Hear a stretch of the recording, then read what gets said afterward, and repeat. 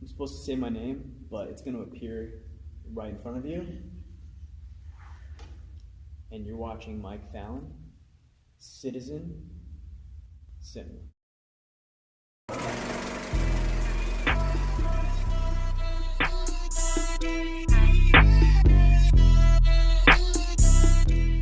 Alright, you guys. On this episode of Citizen Cinema, I have Adi Shankar. For those who don't know, he's just his contributions to cinema, guys, is just nuts. Like Judge Dredd, Grey, Bootleg Universe, Castlevania. I'm so glad we got people like you in cinema, bro. Real talk. Sweet. So, what got you like into cinema and into the industry? What made you want to become a creator? I think it was a combination of a couple events that happened to me, kind of back to back. When I was 16, I immigrated to the United States by myself. I didn't know anybody at all. I came here to finish high school, and then 2 days later, 9/11 happened. And then I felt completely alone, right? Because I was like, oh man, I look like the bad guys. I don't actually look like the bad guys, but in my mind I did. Yeah. And you know, a lot of that the weird like racial stuff that went on with me at that point in time. So yeah, man, it was just kind of the lens through which I was viewing reality. And I think I mentioned earlier that I believe who we are is just a kaleidoscope of sounds and images, and then the narrative we paste over it, right? Yeah. So at this point in time, I've like moved to a new country. I don't know anybody. I grew up between Hong Kong, Singapore, and India,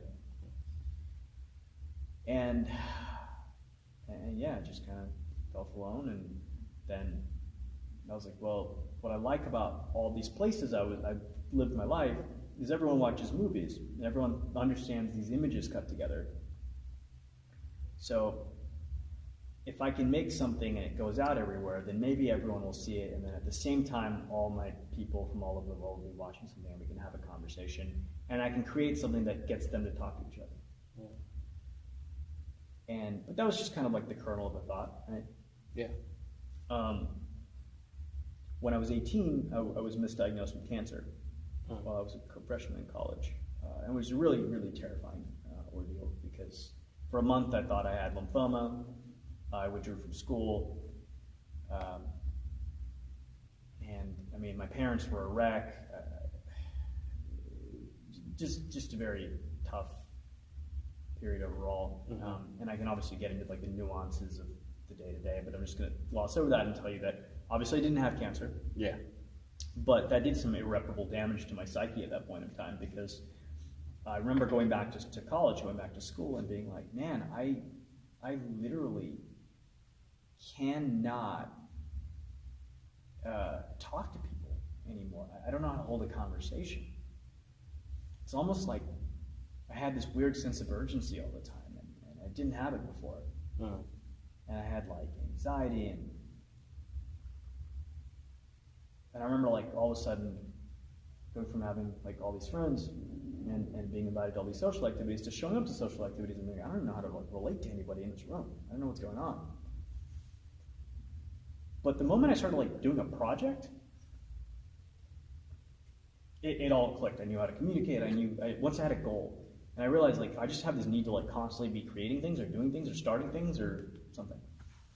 So the first thing I did was I started an ad agency when I was in school, because my belief was, which ended up being right, was if you're Coke, Nike, or GE, and this is again, we're talking like 2004 now.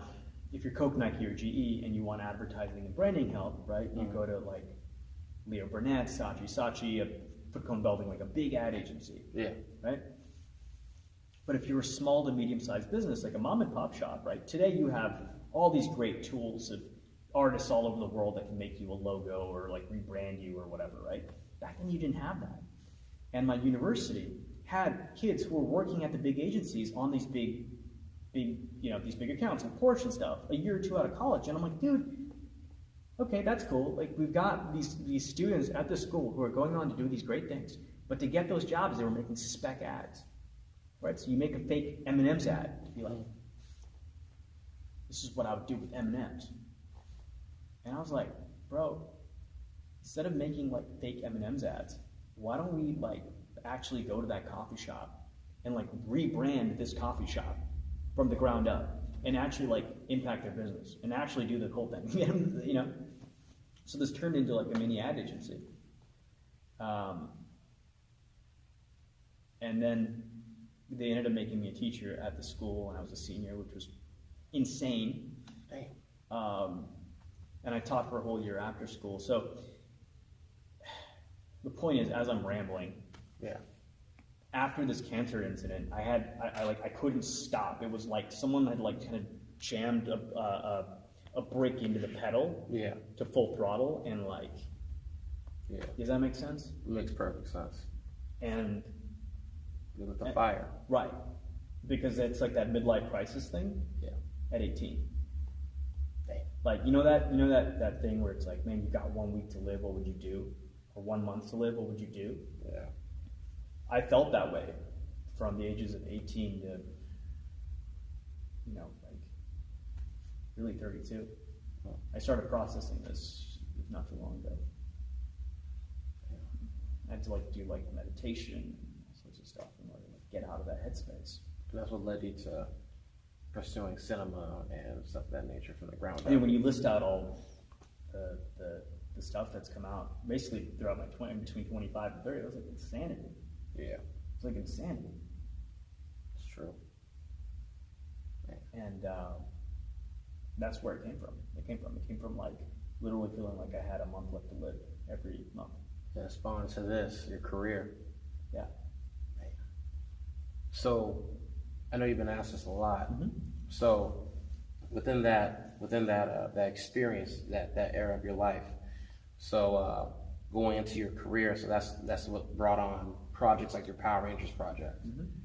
And with that project, it's like, what made you want to go after that tone for the Power Rangers?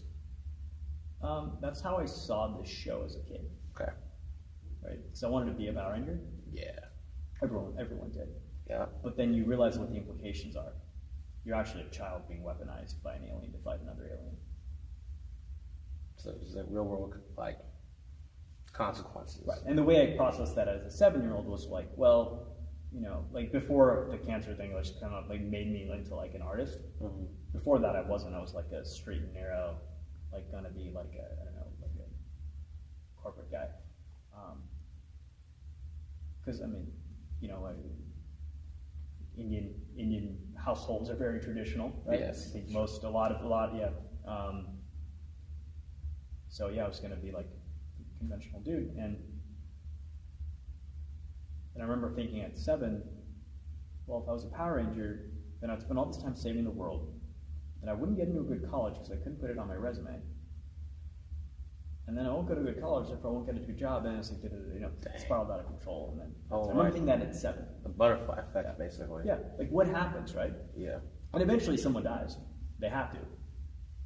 Right? Or they come after someone's parents. Yeah. That's not all that bled into this project. Mm-hmm. And with this project too, what made you decide to go with these specific characters? Like in season 1 and season 2? Season 1, season 2, like the characters that you picked for the project, versus like having Adam in it or Zordon or Alpha, which you didn't have in there. Well, I feel like because the short was really about Zordon. Like his methodology. Right. Okay. So, like, I didn't want him in there to be able to defend himself. Okay, I see what you're trying to do. Right. So you want to show his consequences, right, not his self-defense. Right. Okay. Hey. Okay, I like that. And what was the process like trying to get the visual effects for that? All Joseph Kahn. All Joseph Kahn. Joseph Kahn's like literally a genius. Yeah. He's a genius. We have a film coming out together. It's called Bodied, November 2nd. I've seen the trailer. Yeah, it's dope. Love it. It's dope. He got like a lot of great people in there, like dumbfounded. I love him. Mm-hmm. Yeah, man. And then also, besides because I know we were at Power Morphicon, I had to ask the Power Ranger question. What do you want to accomplish right now with film? What do you want your message to be when people watch your products and watch your finished work? I don't know. I just spend a lot of time thinking about that. I have no idea because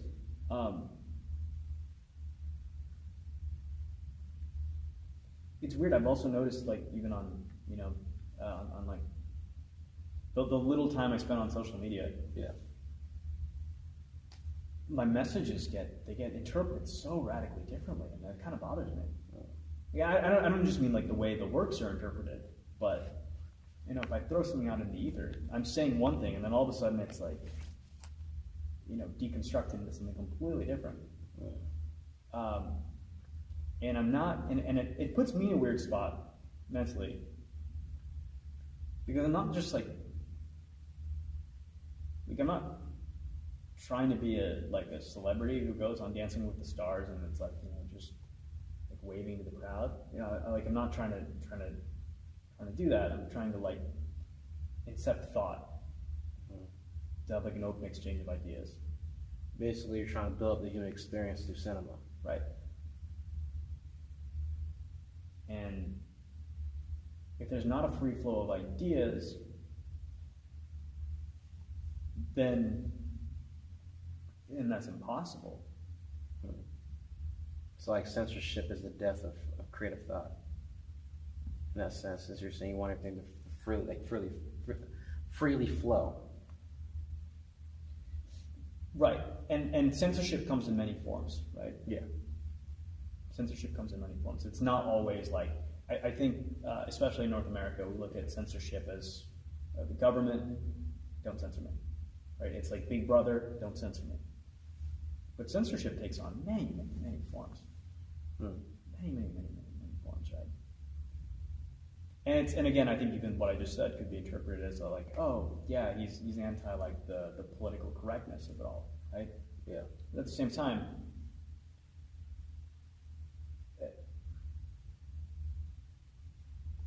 it's like I don't know what the solution is right now, because we as a society lack civic leaders, right? Yeah. Like the problem is there's only one Oprah. There should be 100,000 Oprahs. You get what I'm saying? Everybody filling that slot. Right.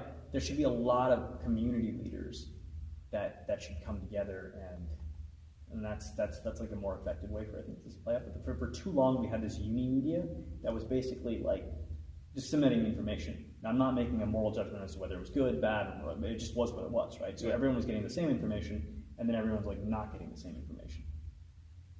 I get what you're saying. So now we're coming together and creating shared values, and we're moving away from the information age into the age of understanding. So everybody has to do their part, basically. Right. But to move in from the age of information to the age of understanding, like you said, everyone has to do their part to bring us to the age of understanding. Otherwise, we're just in the age of information implosion, and then we're done as a species. Damn. All right, man. I like that answer. Makes a lot of sense. All right, you guys. Well, that's my time with Adi Shankar. Bro, again, this was an honor to have you on here, just to get your insight and your thought process on these questions.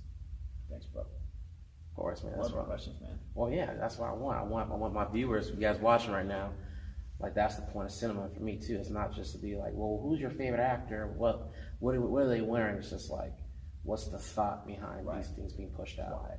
Why does it exist? Why does it matter? What is it saying? And how can we implement what it's saying? And should we implement what it's saying? Exactly. Do you have anything you want to plug right now? No. No upcoming projects? Show. Well, I should spend more time on his everything.